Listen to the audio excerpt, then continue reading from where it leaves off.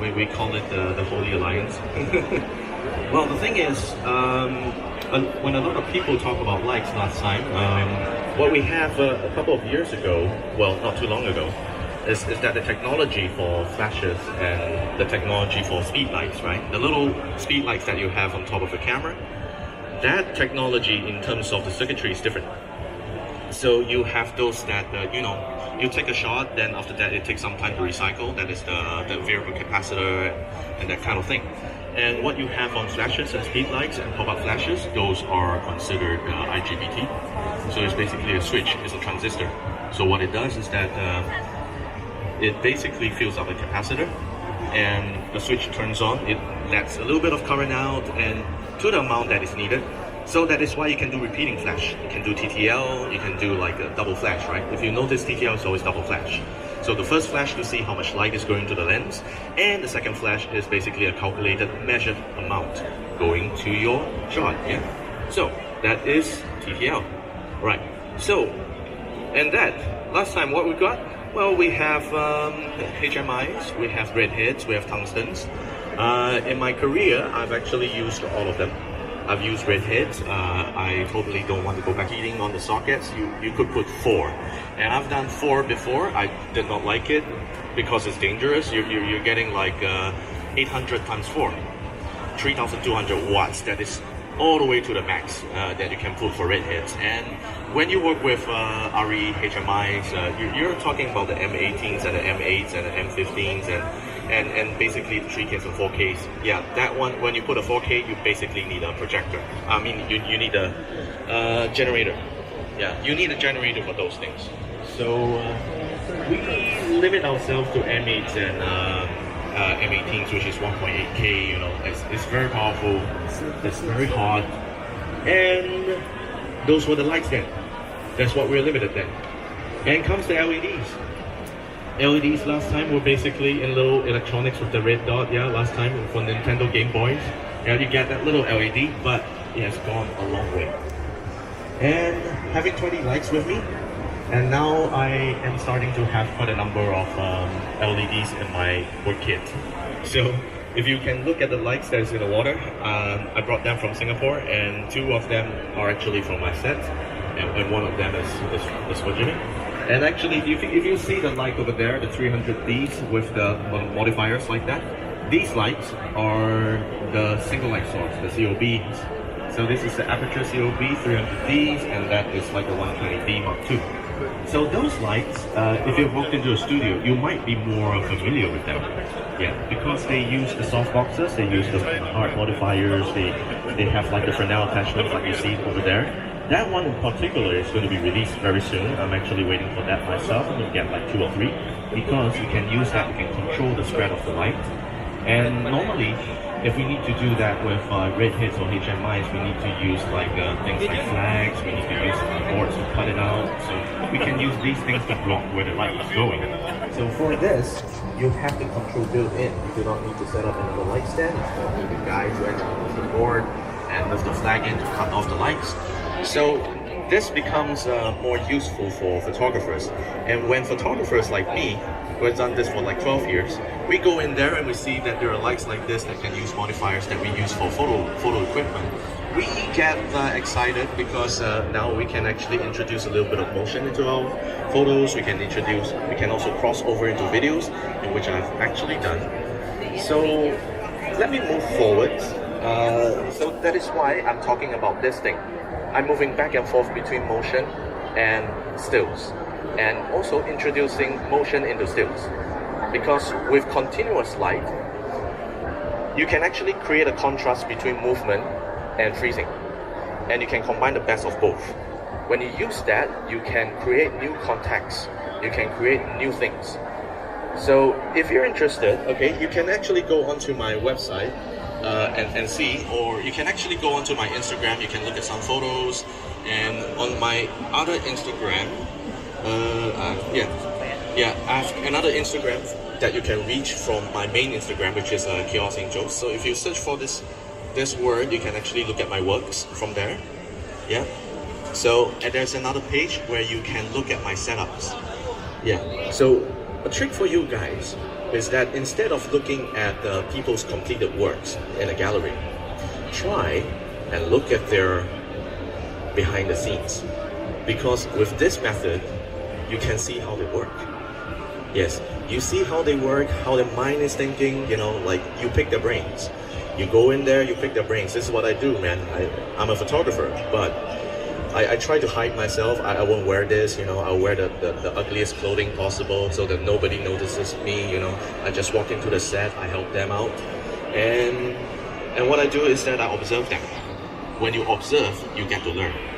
When you shoot, when you go on a set and when you are shooting, you gain experience by clicking, by seeing your products. But when you go onto a set to assist other people, to move their lights, to help them with the cameras, you gain insight about something else. And that is what I've been doing. So for the first 10 years, I have been very comfortably shooting for things like that. I've been headlining, I've been doing the main photographer work. But subsequently, I've actually stopped shooting myself because, well, I'm a little bit older now. I'm getting lazy. I do not want to pick up the camera because it's too heavy for me. Yeah, even the Sonys, even the Fujifilms are too heavy for me. So, when I pick it up, I get tired. So what I did was to go onto sets. When I go onto sets, okay, I asked the director, hey, what kind of lights do you need? I'll set it up like that for them. And what I do is that you use the most vague expressions you can talk about lights. So I can give you an example. One of my directors, he's basically Mandopop. He sings Chinese songs, he composes Chinese music, for Taiwan, Singapore, and Hong Kong and China. So when he talks about lights, oh yeah, Richard, I need your lights volume up. So volume up for him means that the intensity goes up. So on the production, the first day, him and I, we couldn't communicate. Yeah, but basically afterwards, the second day onwards, when you learn about what people are thinking, you can translate what they need. And when you know what they think, it also affects your thinking. It changes the way you look at work. It changes your perspective. You are looking at blind spots. The blind spots of your knowledge, the blind spots of your inspiration. I do this to see what other people are doing. That is something to think about, something to bring back with you. So going back, all right, I'm a stills guy. That is what I do. And I started out with flashes. Lots and lots of flashes. Okay, is it okay I name names, right? Okay, company names, okay? Okay, I have 6 Konomax, 6 Fomax, 4 Elinchromes. I'm gonna have another 4 Pro Photos. I have 8 of those. I have 8 of those. So you do the math. How many lights do I have? 4, 6, 8, 20. I've got 24 to 28 flashes. That is my inventory. I've got more flashes than rental companies. I've got enough to put 3 studios, and set them up with 6 flashes each. Yeah. Why so many flashes? Well, the thing is, when you go around, you set up a set, you go to another place, you set up another one. So when you're done with this, you go to the other one. Alright? Or if you want to rent a studio, but you still want to do a shoot outside, you rent a studio to somebody, they can use 6 lights, I'll take another 6 lights, I'll do some work over there, on my own. So you make money double. Yeah? When you have a lot of equipment, you can make twice the money because you can rent it out, you can work at the same time, you're doing double. Yeah? So that is why I've got a lot of lights. However, the reason I have so many lights is that at night, when you work with multiple lights, you're no longer playing with the sun, right? Everybody is talking about how powerful this light will be. Can it outshine the sun? The sun is really powerful, we need to outshine it. Usually you need 200 joules. About a speed light, the maximum amount of power you need from a bare flash is about 1/4 power to half power. 1/4 power from here, half power a bit more. Okay, if you put a softbox or umbrella, you need 2. Or you need something that's more, right? You always need that because the power to deal with the sun, right? F11 or F16, When I first started out, I shoot like about f11 to f16, and for a short time, I'm shooting everything in f16. I'm an f16 guy, you know. I always have a blower. You know why? Because when you get a spot of dust, that's it. You know, 200 shots all have the dust. Because I was shooting f16, I was killing the sun all day long. I didn't have a studio that time. My first few years, I've been pulling big luggages, big boxes, you know, with lights and batteries, you know, and all that. And 4 to 5 of them. So you can see, in this one, there are 2 lights. One from here, one from there. We bring the lights up to a place. It's very old. It looks like it's broken down. And when you can see, there are 2 lights here. And this one, I went to a park. I did fashion during that time. I was hardcore fashion. So the light, we brought it up to maybe about, the girl is here. The light is another 4 feet above her. So we had an assistant go up and hold the light to prevent it from falling on the head. Yeah, just to get the light on her. So these are the lights that I have. As I move on, you can see. Well, would you guys count the number of lights here?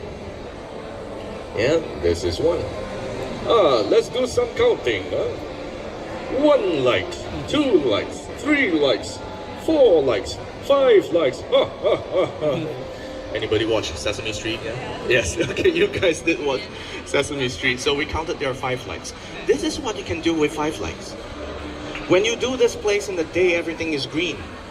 Right? This is the Botanic Gardens in Singapore. When you do this in the morning, everything is green. The sun is lighting everything.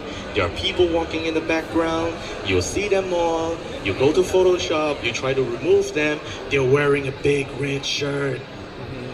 The sun lit them up, right? So why shoot in the day?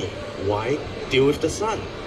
When you can have 5 or 6 lights or 8 lights or 10 lights, you put them all over the place. Yeah, this tree needs a light, that tree needs a light, the model needs a light, her back needs a light, her hair needs a light, and the shadow is too dark, I need another light. So the number of lights add on. However, to learn how to do that, you got to go back to the 1 light. You need to go back to the 1 light. You do the 1 light good, you can do 5 lights. Yes, because every light you do it like that. Do every light like 1 light. You go there, you do every light like 1 light. So everything is back to basics. Everything is back to foundations. I've been teaching photography for 11 years. I've done photography for 12 years. I've done Photoshop for 18 years. My God. Actually, it's the 19th anniversary. 19th anniversary. Yay, happy anniversary. So it's a long time. I've been doing that for the longest time. However, I always go back to basics. I realized that I've been doing a lot of things, making things very complicated. Extremely complicated until I get sick of it. I went back to 1 light. Because you see a lot of masters of pottery, they do 1 light. Why is 1 light powerful? Because of the contrast, because of the drama, because that you can express the maximum amount of emotion and direct the maximum amount of human features. You can see what she is like. You can see the shape of the light and the way the light bounces off. You can see that she's 3-dimensional, 3D, you know, it bounces every part. You can see every nuance. You as a photographer, you can control whether you want people to see certain things or not. When you have no sun out there, shoot at night, you have control. When you go into a studio, is it difficult? Is it easy? Takes time, all right? Takes a little bit of time, it gets better, it gets easier. Start with 1 light, you know. Like a lot of people ask you to do the 3-point in the beginning, right? Oh yeah, 1 for a key, 1 for a fill, and 1 for the back, right? That's the normal, right? Or you have 4 lights, right? 1 for a key, 1 for a fill, and 2 lights at the back. Usually the lights at the back are strip boxes, right? You got 2 soft boxes, 1 for the top, 1 for the bottom. Well, a lot of people have been using the way that they have been using. It's fine. There is no right or wrong in photography. There is only successful or not really in terms of the photographer. If you are doing commercial works, right? If you're successful, well, you get called again. If you're not successful, well, you find another customer. That's usually the thing. There's no right, there's no wrong. You don't go to a photography jail. You know, they're not going to jail you. Yeah, you did the likes wrong, so you're going to jail. That doesn't happen. So okay, so don't worry about it. You put it on the Facebook, some people might not like it, it's fine. But you are the person who has to say, do I like it or not? If you don't like it, try something else. If you feel that you're getting confused with all the 4 likes in the studio, well, start again. Start with less, right? Get rid of the 3 other likes, start with 1. Do that 1 like well, add another 1. If you add 2 likes, one from the left, one from the right, you get a shadow here, you get a shadow there, you get 2 noses, right? So you get a double shadow, you don't like it, right? When you've been into the studio, right? You see the 2 shadows, okay, I'm not going to shoot in the studio anymore because it's really bad. So I'm just going to use 1 light and use it during the day, defeat the sun, and that's it. But I'm trying to tell you now, alright, don't worry, go out there, do it at night. You have big lights, yes, you have small lights, even better. Big lights can use as key lights. You can match small lights and use them as backlights. You can use them as environmental lights, like these. So there are a lot of things you can do with lights. There's a lot of things. They are just lights. I'm not even talking about flashes or LEDs. They're just lights. Lights are lights. You know, what the lights that you find in the location, we call them practicals. Practical lights. Lights on a candle. We have those too. So there's so many things you can do with lights. Yeah? There are so many things you can do with hard light and soft light. We're not even talking about like the way the light is being styled. We're not even talking about the way that, you know, you're going to use a hard modifier or you're going to use a softbox. We're not even talking about whether you should use something like a grid. I don't even have grids in my studio, man, because I'm too lazy. You know, what I do is that I just point them away. Right? I just point them away, you know, you can control lights a little bit. You paint your walls black, you know, the light doesn't bounce around. Because if you have white walls, right? If you use ceiling bounce, for example, right? A lot of people work with soft bounces, yeah. People use back mods, yeah. People using the Omni bounce, right? Well, I don't use any of them for my events. I don't use any of those little things that stick on top. Why? Because they look like jellyfish. Yeah. And your hot shoe will break if it's a Sony. Yeah, and I used Sony for 12 years. Until they released the F60, the remote control, the one with the radio in, the hot shoes were plastic. So there are a lot of dead flashes in my inventory, right? So because of that, I stopped using. I realized that little thing only drives a little bit of light forwards. It does not do everything. Use the ceiling, use your surroundings. That's why ceiling, that contraption that they're selling you with, oh, I'm not going to be very, very popular with like those guys anymore, I guess. It uses ceiling bumps. No ceilings, that little thing has little effect. Yes, what is important is your balance, is your light balance. You're having a light that's coming from outside and you're having a light that is coming from your flash. That is what makes flash difficult. If you're back in 2008, if you try TTL, you're out of luck. If you're not using a Nikon. Right? You're not using a Nikon, you're out of luck. Because during that time, in early 2000s, Nikon is the only thing with good TTL. The rest are pretty bad, to be honest. Yeah, Canon use that for sports, right? Nikon guys always do events, right? With the flashes, right? And Sony's not too bad because of Minolta. Right, it's not too bad. Yeah. Oh well. Anyways. So these are hard lights. Now we're talking about that. So where does the lights come in? You can see these are all hard lights. The lights coming from behind is a hard light. You can see the shadow is very hard. But what I do is styling. I make sure that the lights are pointing in the right direction. If you're using a softbox, you can be a little bit more relaxed in terms of positioning, in terms of where the model's face is turned to. If you turn the model face into the light, you raise the chin a little bit and the light is 45 degrees up, it's gonna light her exactly where you want it. The shadow is going to get tucked into the place exactly where you want it. So during that time when I was working without the softbox, I've actually worked without a softbox for about 4 years. Initially, about 4 years, everything is using pretty much hard lighting. What I did was, when the model's face turned, I just I change the direction of the light. The light has to follow the face. Like, if the model is turning this way, the light goes up by 45. Or I can do a loop, I can do a butterfly, loop, Rembrandt, split, yeah. This is where the light is. The light in relation to the model, your camera is coming this way. So you can do a butterfly, but your camera can come from here. It's going to look different. Butterfly from the straight, yeah, you get a very, very symmetrical look. But if you're coming from the side, you can still do a butterfly, but the loop is just like that. But it's still a butterfly lighting, right? You can do a split, right? You get a light here, you get a shadow there, all right? You use another light to fill in a little bit. Doesn't need to be a softbox. It can be another light, bare bulb, LED panel, little flash, little built-in camera flash also works if you know how to control it.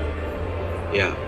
You can bring me a Nikon with a pop-up flash, I can tell you how to do a result better than using a flash. Yeah, you can go, oh, come at me, man, I can do that. We can do shoot-offs, right? Because once you can control the amount of light, you can control your compensation. Anything that allows you to control your flash compensation and you're in control of the numbers, you're in control of the settings, you can make any type of light look good. Yes, but we're talking about flashes. You have so much trouble, right? Yeah, there's so many things to do. But however, nowadays, LEDs, brightness just nice, you're good, right? What you see is what you get. And actually, I've actually coached a wave of people who are really, really into LEDs for photography, because LEDs, what you see is what you get. You turn it on, you turn it up, you move the light around, you see the results immediately. They don't have to go through the pain I've gone through. They don't have to go through the pain that film photographers did back in the 80s and the 70s. Back in the 80s and 70s, when we use medium format cameras, we have digital bags, yeah. We didn't have digital bags at all. We have a film bag. So in order to find out what light looks like, they have to change that film back into an instant film. So they will see the Polaroid, okay, yeah, this is good, then they'll replace the film and they'll start shooting. Yeah, and that's how they do it. Or else they have no idea what the light's gonna be like. They gotta use light meters as well. That is how light was being done last time. And now the turnover is so fast, it's actually easy. It's actually easy to learn lighting. And if you guys notice that every one of us is here. If I were back in the 80s, right? If I'm a photographer in the 80s, it's really hard for me to get into the industry, man. It's really hard. And nowadays, everybody can be a photographer. Everybody can light. Yeah, everybody can light well. That's the thing. Everybody can light well. I believe that because I've taught a lot of people. They started from not able to use lights until they start buying a lot of lights. They go with one that's very powerful. They keep using their old lights, right? Because they have small ones. And that is my philosophy now. Last time, I only go for the 600 watters. I go for the 1000s, 600, 1000, 600, 1000s. I have 6 of the 400s. I never went below that number because I always believe lights have to be powerful. I always believe that lights have to be 1000 to kill off the sun. But now, I've got one of these, I got little speed lights, I've got 2 of these in my kit because I believe that now lights come in all different shapes and sizes, and the important thing about light is that where you can get them to be. You can hide the little candy bar. This one is like the size of a Mars bar, right?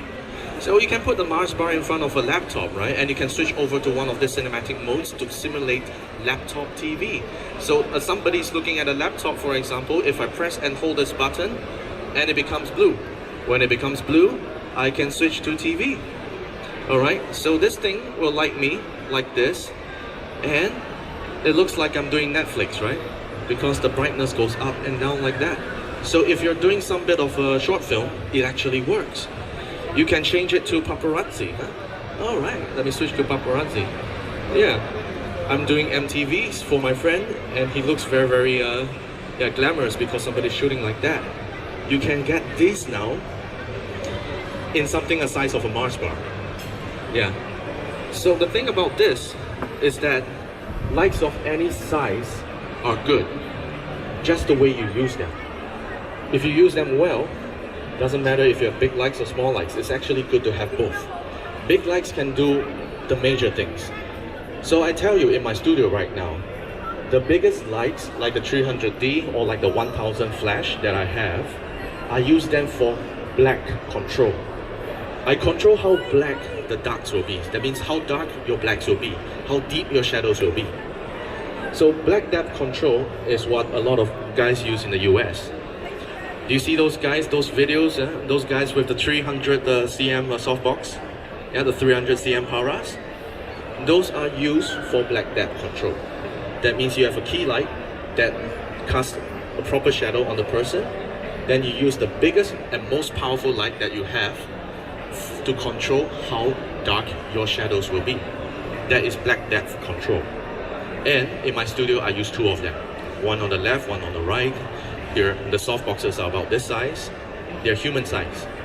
So I have two of them, one on the left, one on the right. So for the LEDs I'm using, I'm going to get the same thing. One on the left, one on the right. We use that to control. So there are size difference. There are power differences. You can use them for specific roles. But big lights can also be small lights now. You can use big lights as small lights. Because these lights, you can turn them all the way down to very low power levels. So they are versatile in terms of reach, power level and reach. Small lights are versatile in positioning. So a little heavy, I guess, on a Sunday, but this is something that you can think of when you work with lights. So hard lights, we are still using more hard lights, right? Going back to topic, right? You can see hard lights, how do we use them? Like this. We can use sources like this. This one is a Fresnel light, Fresnel attachment. We use that to shape light. So you can see that the light is coming down like that. So what is this light? This light is a butterfly light. So it goes all the way down here. The shadow is actually tucked in. The height is like that. You get the shadow. And to see what is hard light and what is soft light, there's the transition. The umbra to penumbra. Yeah, the transition of the shadows. How quick the transition is. If the transition is very quick, you have hard lights. When the transition is smooth, it's a soft light. So, how to see if it is a hard light and soft light? So, let me see. I'm gonna do a demonstration, man. All right. So, when we talk about the hard light and soft light, right? Since you have stayed so far, I'm gonna ask you to be my demonstration person, okay? So right, there is something called an apparent size for distance, right? Apparent size. If I hold a light at this distance, right, it looks small to you, right? So if I'm gonna move this light really close to him, like that, to his face, the light actually reaches from his left cheekbone to the right cheekbone. So this light is considered big and soft to him. To my subject, it's considered soft. But if I move far away enough from him, right, it's going to be a point source of light eventually. The sun is huge, right? But the sun on a sunny day is a point source of light. The sun that is going through clouds is a big source of light. It's a soft light. So you get hard and it gets soft. Apparent size matters. And when we talk about lights, okay, this is what we're talking about, apparent size. So if you have a softbox that is 4 feet in diameter, when you move it far enough, it's no longer that soft. But if I move the 4 feet softbox in front of him, it's going to be soft. So that is how it works. So when you have something like this one is a standard angle reflector, all right? So you can see them over there. They are the standard angle reflectors. These generally give hard light. So if you're outside, right? If you want to do something fashion and edgy and cool, we use those. Those lights will actually behave like point sources. You just need a little bit of distance, you need a little bit of height, you just need to be careful about angles. Because the shadows that they cast is well defined. So if you want them to be visually appealing, all right, the angles need to be right. Need to be right to the viewer, need to be right to your clients, right? So as long as you know how to work with the angles of the light, you should be okay, all right? As the thing goes, you don't have bad photographs, you just have pictures that are not so successful. I'll just use that word. There's good, there's bad, it's pretty strong. You use this word, you're successful or you're not. Yeah? If you're not successful, try again. All right? Move the light. When you're on a set, when you see the light is not good, don't worry. Your clients are behind you, don't worry. Just move the light. All right? So with hard lights, you can convey and maximize your contrast and increase your drama. Yeah? You can see this is one light from the top. Hard light, yeah? You can see. That's the shadow. That's the loop. And that is a lot of contrast, a lot of sharpness in the shot. You can do it with any lights right now. You can do it with LEDs. You can use all the shaping tools that you use on a flash, on a LED like this. This was shot before a time, before this thing came out. When this thing comes out, I will do a photo and a video. I'll get him to move. I'll get him look like James Dean, man. Yeah, he's gonna look like James Dean and it's gonna be really cool. And motion speaks 1,000 words, man. And a lot of fashion photographers are also moving into photos and videos. And if you see, the trend right now on e-commerce is always photos and videos together. So you need motion to convey mood. The lights can do it, but also sometimes people like to have motion. You get to get both. Yeah. And now, this one. Guess, is this a hard light or a soft light? Who thinks it's a hard light? Yeah. Who thinks it's a hard light? Just raise your hand. Hard lights. Anybody think it's a hard light? Raise your hands. Soft? You think this is a soft light? Soft light. You're like, yeah, hard light. Okay. Who thinks it's a soft light, man? Soft. Okay. You think it's a soft light? Well, sorry to disappoint. This is actually a hard light. These are hard lights. 3 hard lights. One from the back, one from the front. Alright? How do you see there's a hard light? Here.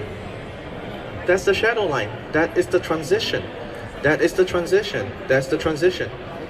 That is the hard light line. That's the hard light. This one is a projection. We're using something called a Lego mount. I can put slides into it and we can shoot it like this. This is hard light. You can make hard light look soft if you know how to do it. You can use a pop-up flash and you fire it at the guy and straight into his face. It can look soft. Don't believe me, after that you bring me a camera with a pop-up flash, I'll make it look soft. I can challenge you. Yeah? Bring me a camera with a pop-up flash, I can make it look soft. It's how you balance it. If you balance it well, you can use a pop-up flash, you can do weddings. You can make a lot of money with the light that is in your face. It does not always have to look like Jürgen Teller, or it does not look like, every time it does not have to look like the Terry Richardson type of pictures, right? The light straight in your face, it's like instant camera. That one is overpowering flash. Instant camera works with preset settings.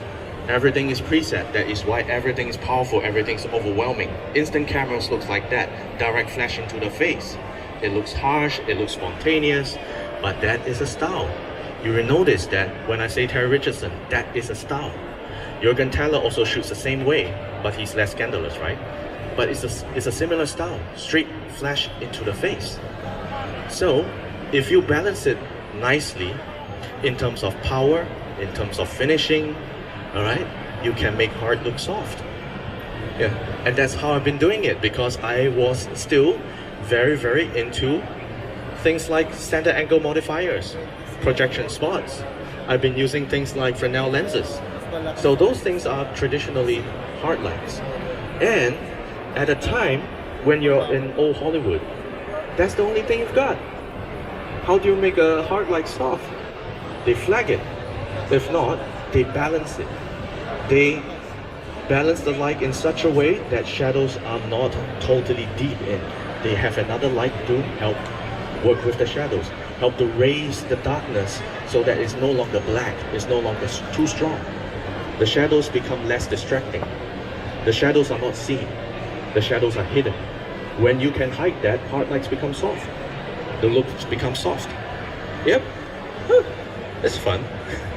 Okay. Now we're going to soft. Yes, this one is totally soft. You can see that the transition is very, very subtle. Yeah, it's very subtle here. Yeah, I have a big softbox, 6 feet by 4 feet. It's the size of me. You can get another guy. I've got another 5 foot. So these are the two ones. Then I'm going to buy another one, 220 centimeters. It's going to reach the ceiling. I'm going to buy those. Yeah, because they're really big, they're really soft. And you can use them as a main light. There's nothing stopping you actually. Softboxes does not have to do this single function. Hard lights does not have to do that function either. You can be flexible. You can use lights in whatever way you want. You can use that as a hair light. You can use that as a key light. You can use that as a hair light. You can use that as a key light. It's where you place it. Yeah. You know those strip boxes? If you walk into the studio, you'll see a strip box, right? I have 14 strip boxes in my studio. 14. I use them as key lights. I use that for key, I use that for fill, I use that for hair, I use that for top, I use that for back, I use that for background. I use that for everything. I can put two together. So normally it's a 4 feet by 1 feet, right? I can put 4 of them together, it becomes a 4 feet by 4 feet. Right? They become like transformers. Yeah? Yes. Oh, totally. I totally killed myself there. Okay. So you can have a lot of flexibility. When you use strip boxes as key lights, you notice that the strip box is long, right? And it's very narrow. And a lot of people are really scared of their faces looking very fat, right? Yeah. Those strip boxes that you find in studios used for the backlight, used for the hair light, are very good for key lights. You know why? Because if you light them up like this, they're very soft. They're very soft, but they're very skinny too. The light does not wrap around the cheeks. It doesn't make the cheeks fat, right? It makes the cheeks skinny. So the backlight, that strip box that you use in the studio at the back, you can use it for the front, and that's what I've been using it for. Yeah. So that's a soft. That one is a soft hard light. It's soft on front and top and down, but it's hard on the sides. You can use a light that behaves like two. It's fun. So you can see, these are soft lights. You can see that the shadows are nice, you get a gradation, there's no hard line. Alright, you get a soft light coming in like that, you have a reflector, and this one is like a light hitting a reflector board. It's very, very simple, it's very straightforward. Yeah. This one is easy. You can see the thing over here, this one is a soft light. This one is actually a light hitting a board. It's a hard light, but I hit the board, it becomes soft. Yeah. So the definition becomes like, you know, it can be this, it can be that, you know, you don't have to be split into schools, man. You can just do whatever you like and you get the same results. Because this shoots is in the same series, but we have 3 models. But every time I do my light, I always like it slightly different. So I always do it slightly different every time. And I can get the same results, I can make the whole series look the same. Yeah, by just using different lights. And nowadays, I use 3 different cameras from 3 different brands, and I shoot the same series as well. So my latest shoot, I've been using a Leica, I've been using a Sony, I also use a Phase One. So I use 3 cameras, I shoot all 3 sets of pictures, and I make them look exactly the same. Yeah, you can see it. Later I'm going to switch over to my phone, I'm going to show you like the raw photos. I'm going to show you raw photos, man. Yeah. Nothing that's good looking, you know, all the flaws laid bare for you to see. I can show you, like how they are being done. Yeah? Okay, this one now is soft and hard. You get the soft lights, you get the hard lights from behind, you get the soft lights. You can see, this one is shot with a Hasselblad. This two are shot by Hasselblads. Yeah, and I brought like 4 or 5 lights with me. Like, I always like a lot of lights, a ton of lights. I always like that, and I do weddings too. Yeah, actually, I do like 30 weddings in my career so far. All are friends, because I always like to be seen as a fashion photographer. So all the friends' weddings, they are all friendly. You know, like, Richard, can you help me? I need to do an actual day wedding, so I'm doing it for them, but I'm not putting it on my portfolio. You know, just for the love. You know. So you can see, soft and hard. So, guys, guess, where is the soft light coming from? It's coming from here, huh? It's coming from here, very good. Yeah, you are very attentive, man. Okay, so you see the hard light is here. This is the hard light. The hard light, the black shadows are filled up. They're filled in by a little bit, by the 6 foot by 4 foot. The 6 feet by 4 feet is over there. And the hard light is like this.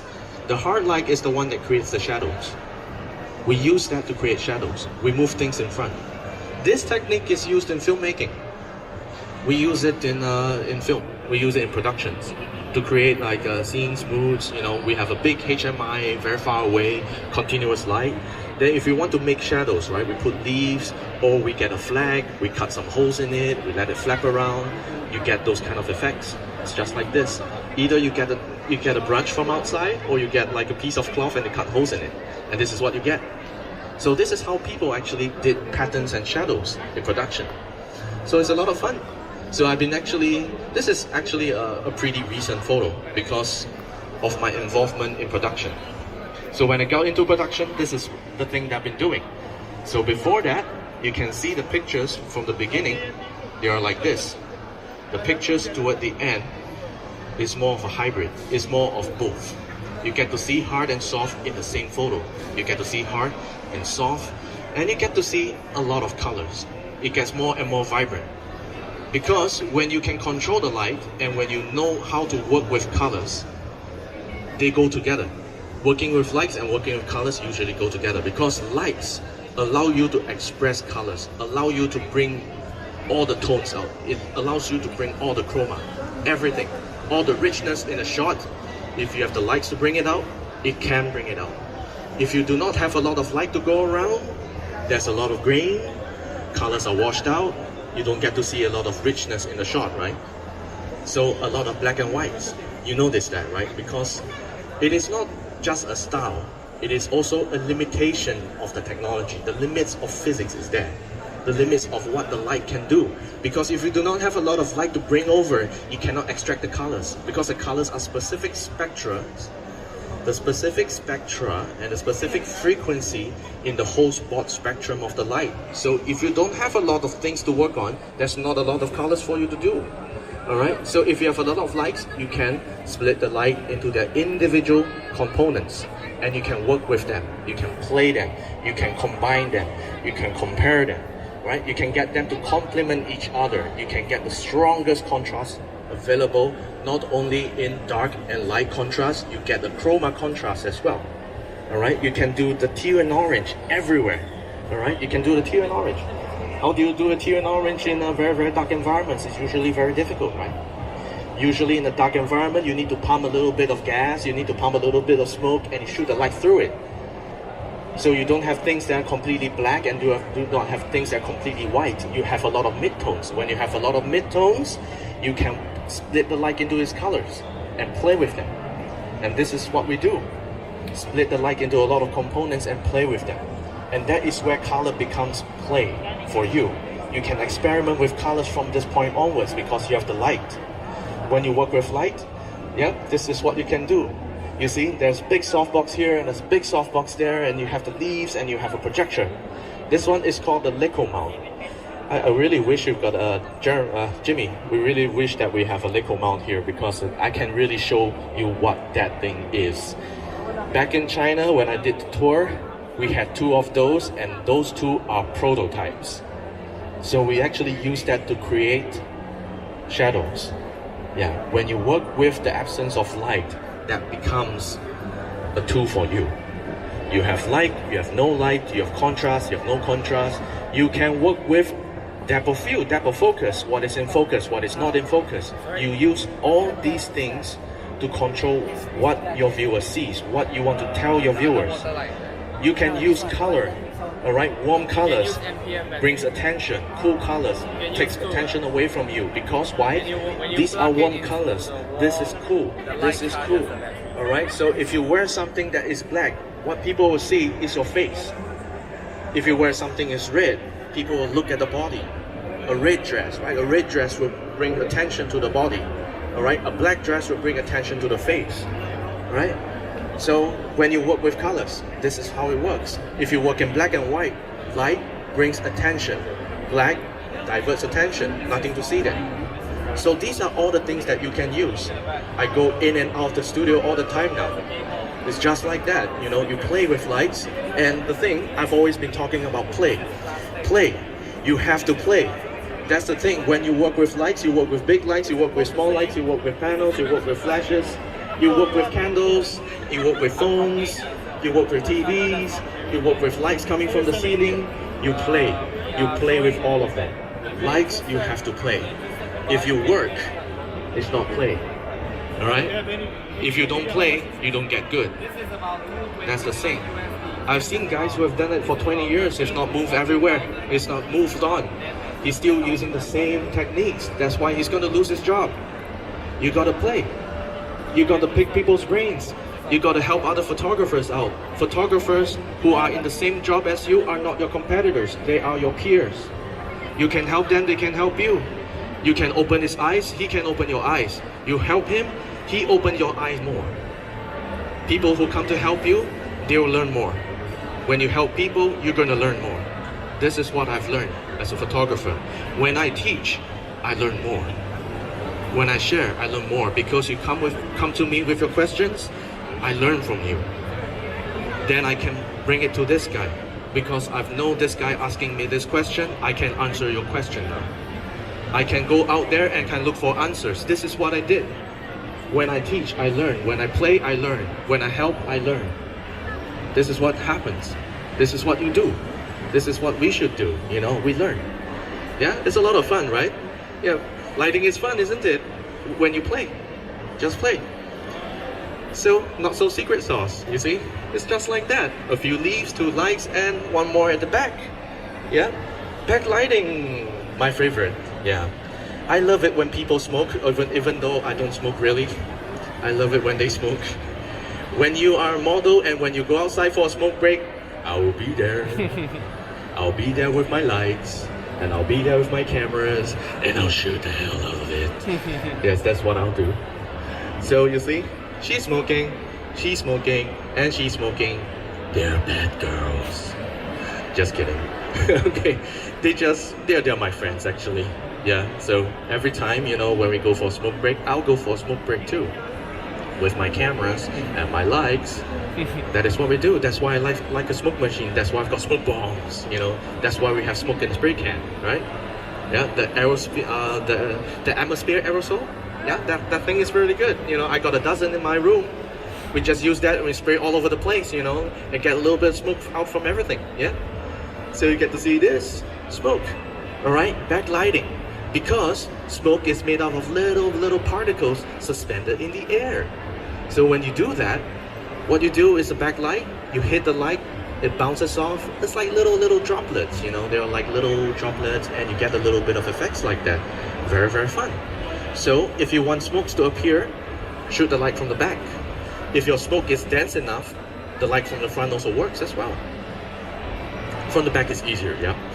Okay, what is next? Ooh, colors, yes. Yeah, I guess I've moved ahead of myself when talking about colors, but this is what my work looks like now. If you notice my works earlier, they're all, yeah, very, very dark, very dull. The colors are not very strong. There's a lot of black in my shots. There's usually one color. And now it's like, colors everywhere. Yeah, you can play with all the colors that you want, you know. You can go out to like camera shops and get all the things.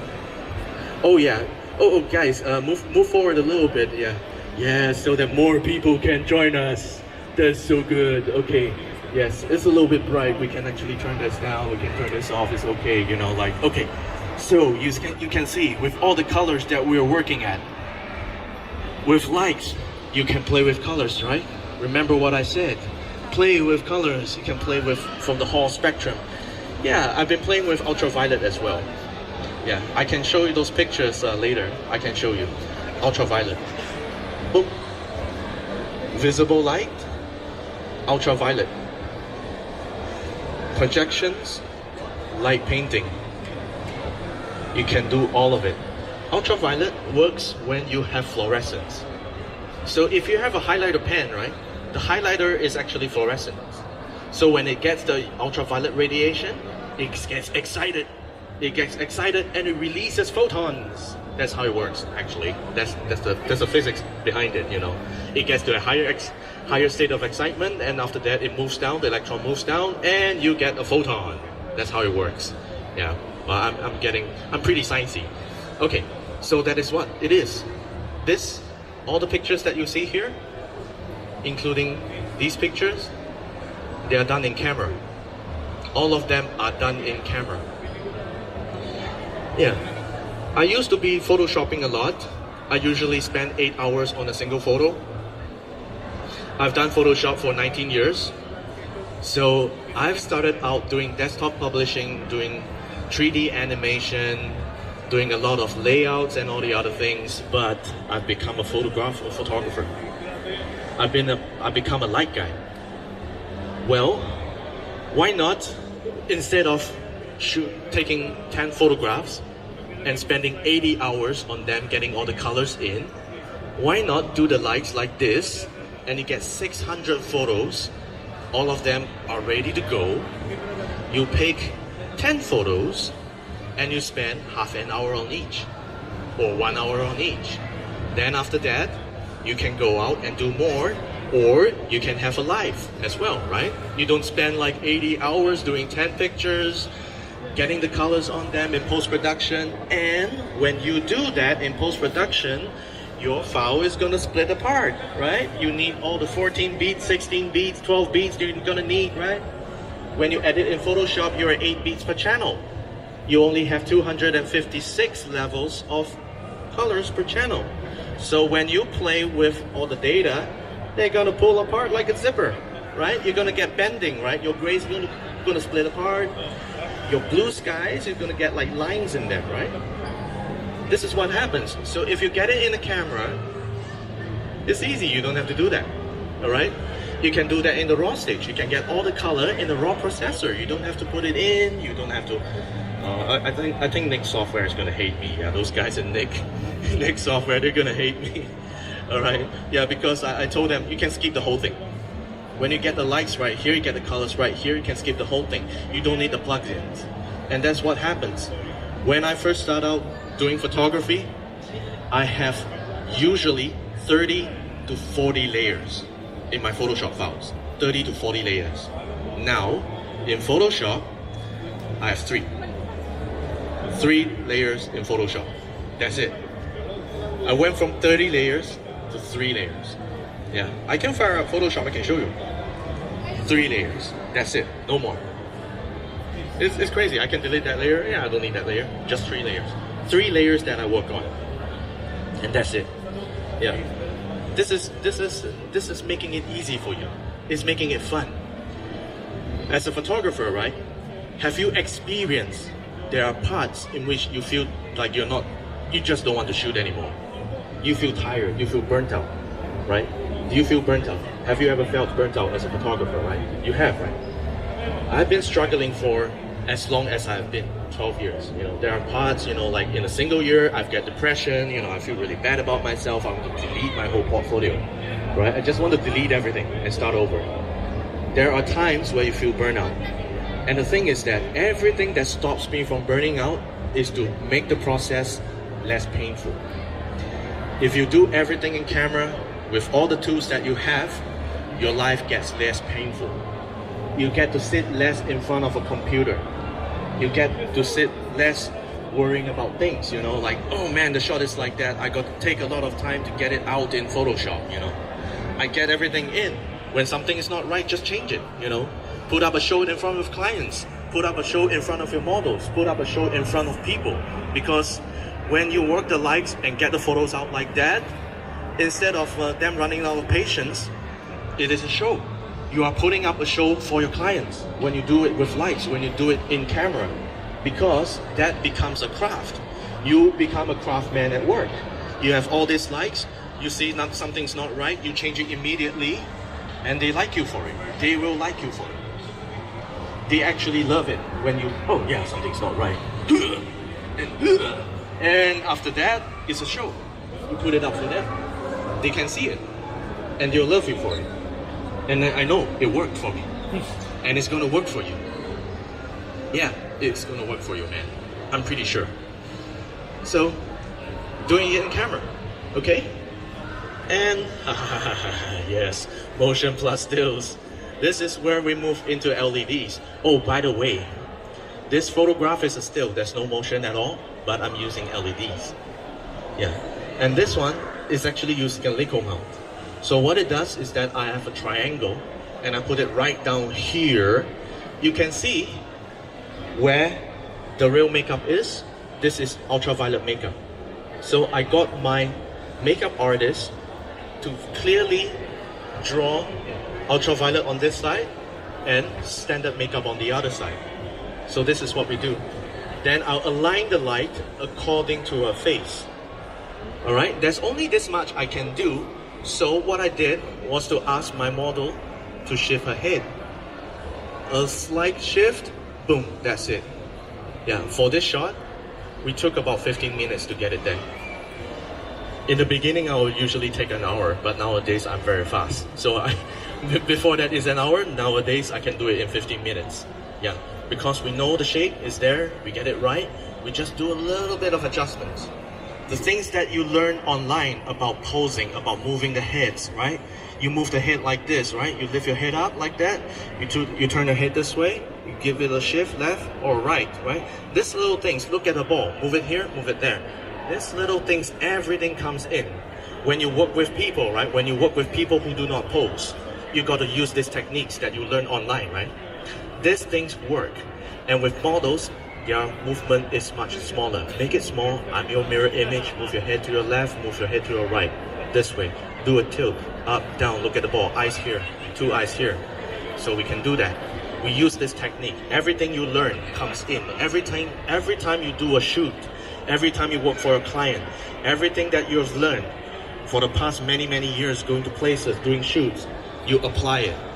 Alright? So all these things that I've said, you can say it to your clients. You know why? When your client says, why am I paying so much for this? And you can say what I said. Right? Everything you've learned for 10 years, you've got to apply. You've got to learn. You've got to do all these things. You've got to bring all the likes. You've got to learn all these things. You've got to make all these mistakes. Alright? To become the professional that you are. So why are you getting paid so little? You got to get paid more. Alright? You got to get what you're worth, right? And when the client says that, you can use all these things. You can explain it to him. You can do it in front of them. You can do it in the camera. You can do it in front of them and make you worth that money that they're paying you. That's good, right? That's a good life to have, right? Yeah, to get the client to pay the money that you deserve. And this is what you do. You show them where you've been. Yeah? Wow, it gets a little bit heavy. It gets a little bit heavy, huh? Okay. So now we're working on motion and stills. And how do we do motion and stills? Well, it's very simple. I can just do this. You can do motion and stills like this.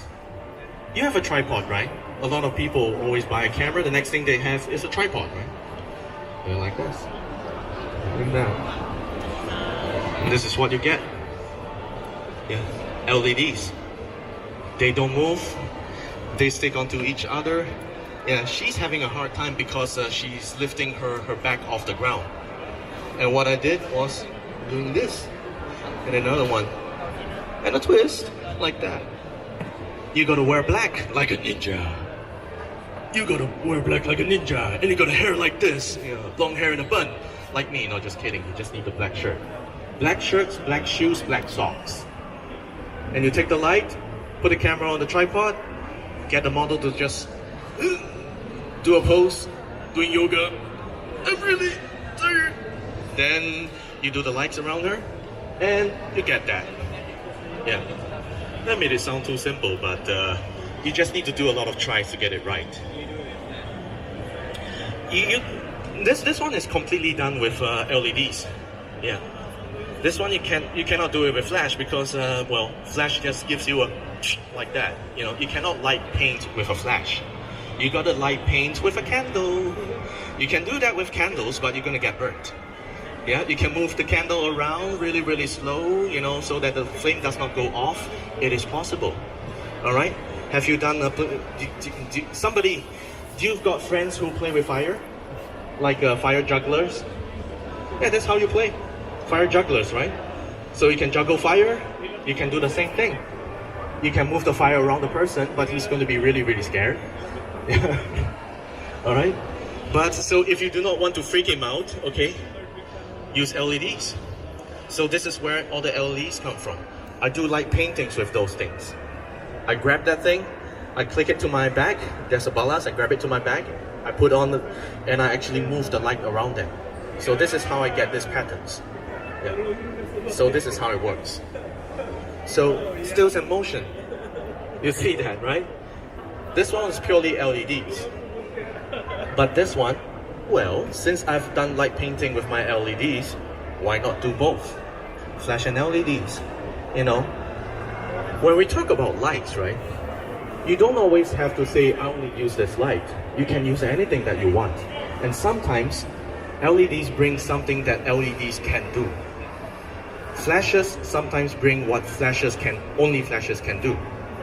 There are things where these two things come together and you get something unique, because some of the lights that you're doing here, this one, you can do it with flash. This one is a very sharp image. It's frozen by the flash because the flash pulse is 1/1000 or 1/500, right? The effective shutter speed that you're getting from a flash pulse at lower power levels can get as high as like 1/4000. So that's why flashes have a freezing ability. So when you use things like a normal flash and a synchronization speed of like 125 or 1/100 that you use in the studio, something like that will give you a frozen image, despite you having a shutter speed that is not very high, like 1/100. Because when the flash fires, it freezes. The flash duration counts. So you have 1/60, 1/125, 1/200, 1/250. These numbers, well, it's a synchronization shutter speed. That means this is the time when the entire sensor or film is exposed, is open for the flash to fire, and you have the image. Anything faster, your second curtain is going to drop. You get only half a flash. Yeah, so you actually, normally what you do, right, when your synchronization speed without HSS, right, without high-speed sync, right, you're going to get a black bar coming out from either the top or the bottom, right, because, and when you go even faster, you get a light beam like this. Because when the first curtain starts to open, the other one starts to close. It's basically a moving slit, like this. It's a moving slit. So when you do something like that, and beyond that speed, you're not going to have the whole flash. That is why you have high-speed sync. Okay? So when you're using a medium format, well, you don't have that limitation because you have a leaf shutter. A leaf shutter can go up to 1600. Yeah, in normal sync. Yeah, that is why leaf shutter lenses are expensive, because of the mechanism and also because of the size. Yeah, but nowadays you have high-speed sync, so there's nothing to worry about that. Well, for high-speed sync, what happens is your flash is going to try and behave more like a continuous light. So when you use high-speed sync, the advantages of flash power is diminished, is reduced, is heavily reduced, because the capacitor is like a tank, right? So at any moment, the amount of power you can have in a flash is how much its capacitor, the tank, can hold. So if you have a 600 watt flash, right, this is the size of the tank inside. So if you want to release all of it in a normal flash, all right, it just takes all that and throws it out immediately. But for high-speed sync, this tank is going to be emptied slower. is going to be emptied in the longer duration, and that becomes very apparent, right? So if you have a high-speed sync flash, right, you shoot in high-speed sync, the power reduces a lot, right? Reduces a lot. Because this thing, instead of a spike, it becomes like this. The amount of time is like this. That is the duration for the first curtain and the second curtain to move like this. The first curtain opens, normal sync. The second curtain closes like this. Yeah. In high-speed sync, your camera moves the curtain, open and close, like this. So the flash has to be turned on for the entire duration in which it's open and closing, like this. So instead of a spike that, boom, happened right now, the whole picture gets exposed, the flash has to be turned on all the way. So there are give and take in terms of flash technology. So the flash is trying to be this at high speed. So when you work with high speed, you can work with this. That is why when you go outside and there are like professionals doing portrait or headshots or doing like work, some people still use HMIs. Some people you still use ARRIs because they can work with high shutter speeds. They can work with the sun. They don't have to rely on flashes. They still rent those things from outside and they do productions using that. They can take shots like that easily. So that is where, you know, the line blurs, you know. So with this photo, we are flashing, we're freezing, but at the same time, we are painting. So you get the best of both. So with this, I've moved from just using flashes to using continuous, to using just continuous for normal portraits, to using continuous lights for painting. We can use continuous lights for painting and combine it with flash. So you can see the way my work evolves. You see, photographers don't just go out and show you his best works, right? When he's showing you your best works, he's selling to you. You know, it's like, hey, do you want to hire me? You know, I show you the best of my work. But if you are a photographer, you should see what other photographers have done in the beginning. See how his works move from his earliest works to his latest works. With that, you can pick his brain. You go out there, you pick his brain because you know what mistakes he's made, what things are good for him, and you compare it to your experiences and you know what is good for you. And that's how you learn as a photographer. That's how you learn as an artist. And that's how you learn as a business person, right? You learn from other photographers. You work for them. You help them. When you help them, you help yourself. You actually are able to help yourself by the work that you do for them. This is experience. This is experience. When you are up there riding the top of the wave, your tunnel vision, you can't see anything else. You can't see what is going on. All right? You need to be grounded. You need to be there with the foundations. When you don't have the foundations, you crumble. Yeah. When I'm talking about this, all the foundations are there. I know my shutter speeds, I know my distance, I know my power, I know where all the angles should be, I know what colors works, what doesn't work, you know, what is good and what is not so good, where the contrasts are, where the chromatic contrasts are, all the things are there. Everything is built up from the basics. Everything is built up from foundations. Motion and stills. Ooh. Stills plus motion, motion stills. What happens is the camera is no longer on a tripod. Before that, the camera is on a tripod, right? Yeah, we're getting stills like that. Actually, this one doesn't really need a tripod. I just shoot, but I don't move the camera. You can see that this thing is moving, and this thing is still, right? Now everything moves, including the model, including the camera, including the lights. No, actually, everything moves. Yeah, so what happens is imagine this is the camera. I take a photo. That's it. You get that. It's that simple. Take the camera, take a photo, just do this with a camera. The shutter, well, guess the shutter speed of this. 1/30. 2 seconds. A show of hands on 2 seconds. Yeah, can be. Well, if you can toss your, if you can if you can move your camera from here to there in 1 second, well, that's 1 second. If you can do this, right, in 1 second, that's your shutter speed. It depends on how quickly you move your camera. This is experimentation. You can experiment whatever you want. For this, you can play. For this, photography is play. When I do this, I play. I go on, I have a person, I show her my portfolio. Yeah, I did all this, you know, I'm a not so bad photographer, but I want to do something else, right? You want to propose that you want to do something else with the people that you work with. You have a team of people, you have a team of models, you have people out there that really wants to work with you. You show them what you did and what you're gonna do.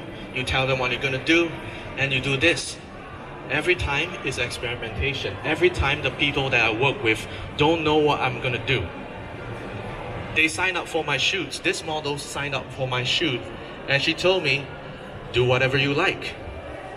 The thing is, when you are starting out, when you say, I want to do whatever I like, it's very difficult because nobody's going to believe you, right? So what are you going to do? Well, you just got to do whatever you want to do. Just do whatever you want to do.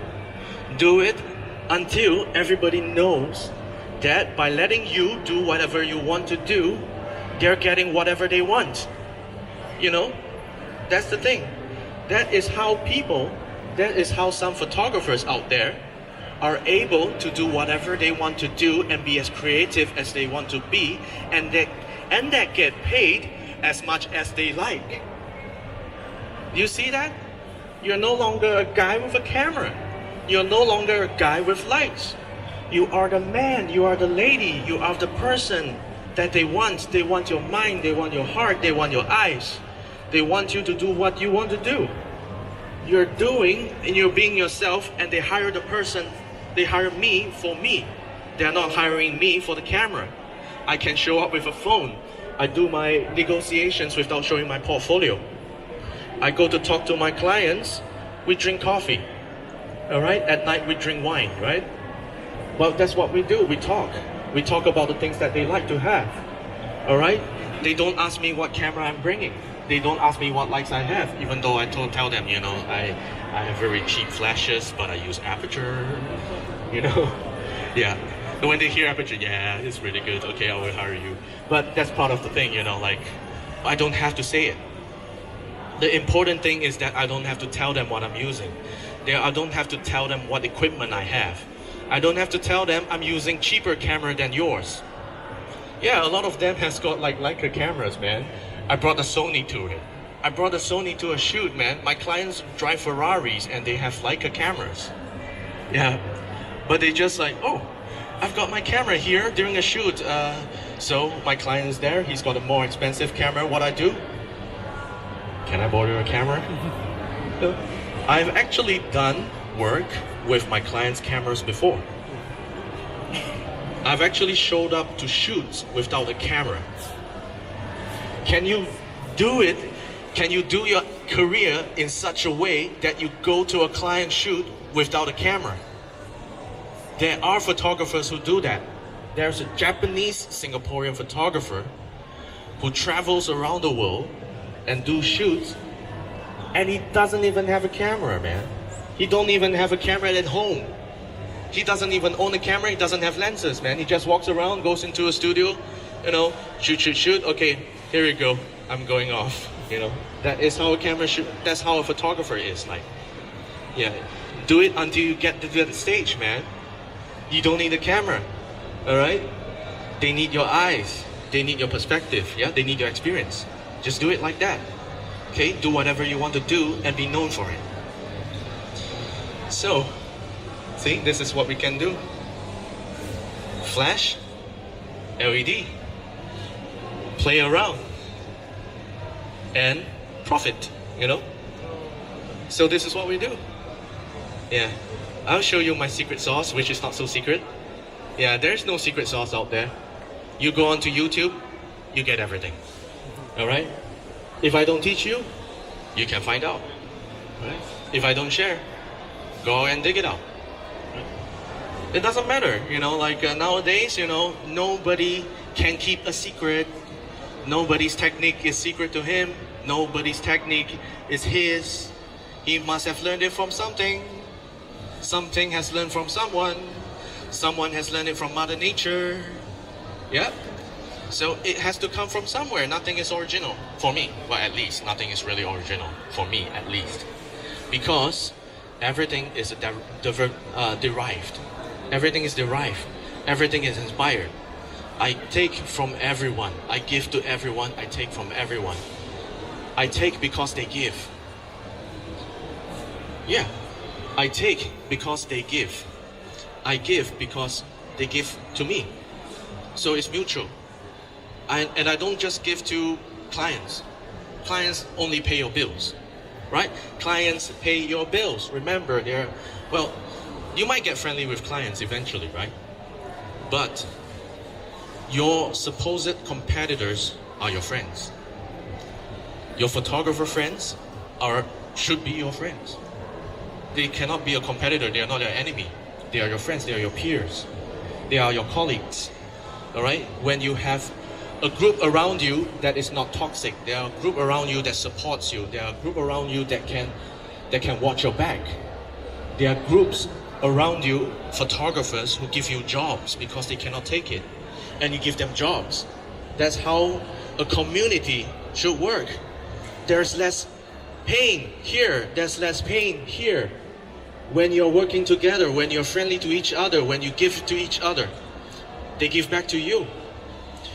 We're having something like that. We're building a community like that from where I am. And I hope that you guys also have something like that. Just give, because it's going to help you. It's going to help everybody. And the prices naturally goes up a little bit because everybody becomes good. When you get good, you get money, man. Money is just part of it.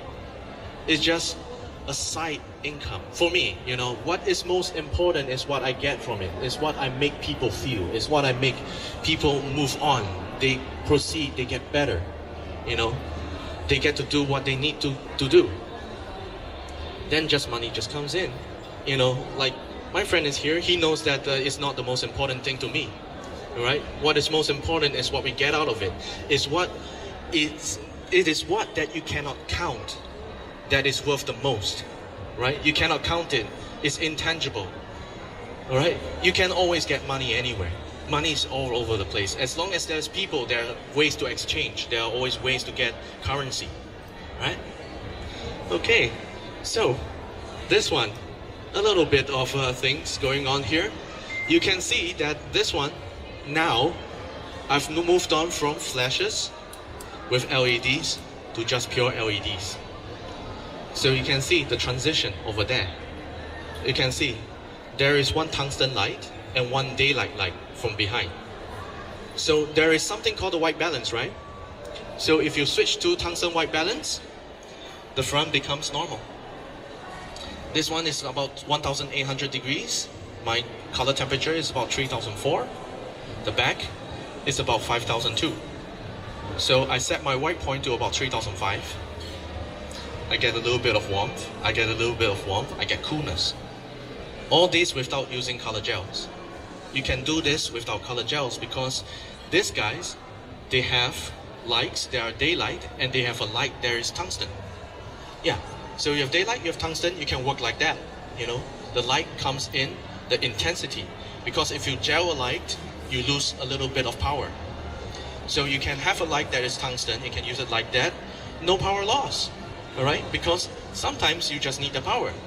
Alright, sometimes you need less power, sometimes you need more power, and sometimes you need everything that this thing can give.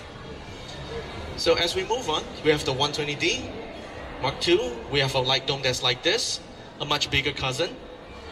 And this thing gives me a lot of different lights. I put a lot of color gels into one dome. So you can see in the dome there's this color here, there's this color here, there's this color here, there's this color here, and there's a lot of bokeh. Yeah. You can use a large aperture in a studio. You can use large aperture in houses. You can use that for weddings. You can use that for studios, man. Because if you go into a studio, most of the time people are telling you to shoot at f8. right? F8 100, ISO 100, yes, go take some photos. No, you can take f1.8. You can go f1.8, it's fine. Because when you do something like that, you can create a set, right? When you create a set, you have flowers, you have candles, you have other things. You can shoot, you can see her, you can see what is behind, you know? You can have a hint. You can use that, you can use color, you can use brightness, you can use contrast, you can have a black area, negative space, you can use all these things plus bokeh to divert attention back to the model. Yeah. You can use lights like this. You can have the appropriate amount of light to do so. You can use the correct aperture, the aperture that you want. For me, now when I talk about aperture sizes, I talk about depth of field. It's like, what's the depth I need? You know, like when we work with cinematographers, right? Yeah, like, okay, I need a depth about 5.6. You know, a lot of guys, they shoot 5.6 or f4.5, you know, they go for those numbers. And we work with that ISO. Then this is the depth we need because we need both eyes in, then we need a little bit of the nose and a little bit of the ear. And we need a bit of play, especially because when the person is moving back and forth, the person who does the focus pulling, he has to be able to match. Yeah, that's why we have a monitor, we have a mon. So we have a CA, we have a camera operator, then we have the director behind. So usually it's a cluster of 3. Yeah, so that's how we work. We need the depth. So when we work, these numbers, when I do something like this, should be already in there. It should be a second, it should be like a sixth sense to you. Yeah. Numbers, technicalities, settings of the camera, all these little things should not be the things that you worry about when you work. So in terms of practicing, in terms of drilling, when you drill yourself to a certain time standard, you can go there, you use any brand of camera, no problem. Because camera is cameras. Lights are lights. There are good lights, there are bad lights, right? Not so good lights, right? If you have cheap lights, right? They might not be so good, but you have to learn how to work with them. When you have good lights, you spend less time dealing with the flaws of the light. You just make them work.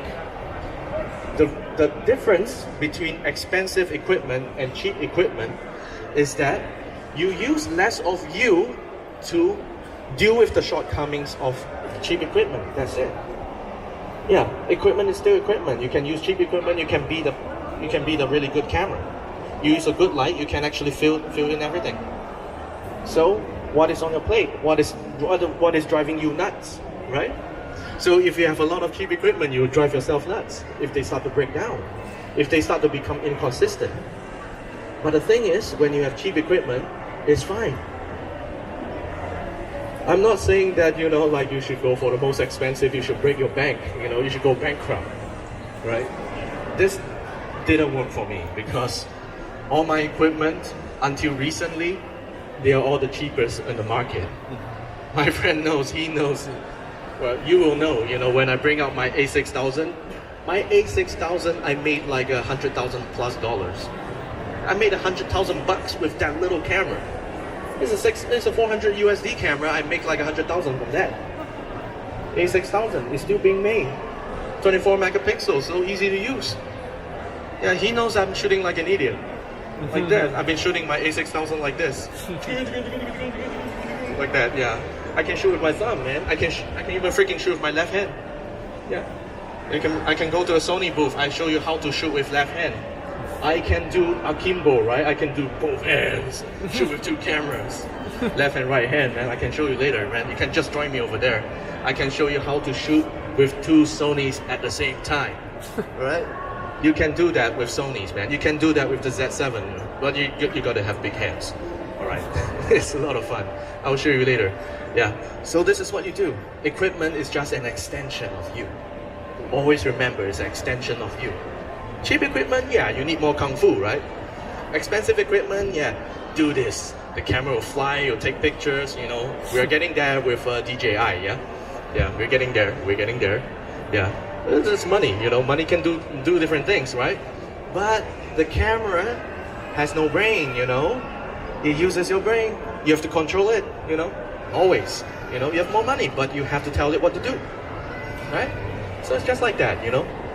So when we move, you see, 120D Mark II, like painting, right? So this is what we do, generic.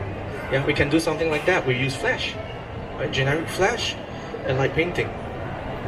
And this, ooh, oh, this one. Yeah, you can look at it. You want to know the not so secret sauce in this photo? Come to the front later. And yeah, you can flip to the page. Usually the first or second page. There we go. Yeah, pass this around, yeah? You want to know the not so secret sauce? This is it. Yeah. Sometimes seeing a photo, you know, it's just like that, you know, how did he do it, right? That's why I'm always very happy to show you the not so secret sauce, you know. There's not always not so secret sauce. Do we have another one? Because those guys are like, where's the picture? Okay, just go it this way. Okay, make sure you pass it that way, yeah? So that everybody gets to see the not so secret sauce. Oh, that's good. There's another one. Yeah, oh hey, welcome. Never underestimate a man. There you go. So this one, okay, take a look at this and you pass it that way, okay? Okay, who still hasn't seen it yet? So this is a not so secret sauce. Yeah, I'm showing you everything. You know, it's like magic biggest secrets revealed. You know, like yeah. If I'm a magician, everybody's gonna be afraid. You know, like you know why? Because I'm going out there. This is how you make a lady levitate. You know, this is what I'm trying to do with photography. There's no secret, right? There's no secret out there. If I don't teach you, you go to YouTube. Right? Alright, thanks. You can pass it to that guy. This is like the first 2 pages, yeah? First couple of pages, you get to see it. Right there. Yeah. You can see more of my face in there, you know, like, but that's not the thing, you know. So you can see a light like that from the front, pump a little bit of smoke. The big softbox, like the 120 by 180 is right there. Yeah, this is how you do it. And this one, you can see everything I've learned, we apply it into that. Everything I've learned, apply it. You can use it. This is what they like to have, you know. This, for this light that we're doing, is that Jimmy told me, alright Richard, take these things, do whatever you want with it. So we'll say, what can I play? Reach into my playbook. Oh yeah, we do this. Oh, we do that. Oh, we do this too. How much time we've got? Model, do you want to go back and sleep? You're still awake? Okay, let's do some more. This is what we did. We came up with this entire shoot for the 120D. So this is the campaign that we shoot for this light that we are trying to show off to you. It's a whole set, 120D Mark II. So we started with this, 1 set, 2nd set, 3rd set, 4th set, 5th set. We did 5 sets. We spent about 8 hours. Originally, the shoot was for 4 hours. I talked to my model, I talked to my crew, I talked to everybody, I talked to my friend here, you know, like we have a bottle of whiskey on the table, you know, so that he's gonna stay with me, you know. There are ways to make your staff stay behind for you, you know, like for the model is wine. For a dude like him with 2 tattoos on the side, you know, I'm gonna need my joint, I'm gonna need my fuel. Okay, he gets his fuel, I get my help, right? Yeah, for my crew, you know, the guys with the camera crew, you know, the people doing the behind the scenes, I have money. Some people work with whiskey, but some guys, I need to give him money, you know. So I gave him money, we got him to stay behind, the model stayed behind because she really liked the pictures, you know. There are ways to inspire people, you know, there are ways to get more out of people by giving them more. Yep. So this is the fun. We are all having a lot of fun. There we go. That's the thing. So, how do you like the thing so far? It's okay? Not too bad, yeah? Oh, how much time did I spend on this? I think it's more than my, yeah, I'm supposed to be here speaking for like 45 minutes. I think I went for like one and a half. You need to take the mic away from him sometimes. Can we all give a round of applause to Richard, actually? For those of you who just walked in, Richard was actually one of the top 5 portrait photographers in Asia to look out for. He's currently a Leica Academy instructor, a Huawei ambassador. We're both from Singapore. It's the first time Richard is here with us at the event.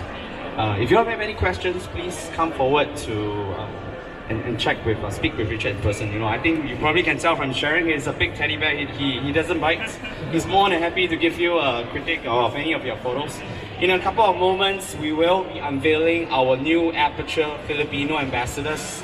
You come from the world of video, film, and cinema. You might heard of the name Maya Studios. So some of them will be actually here in person. We wanted to take the opportunity to announce them proper as Filipino ambassadors. Richard is actually our ambassador from Singapore.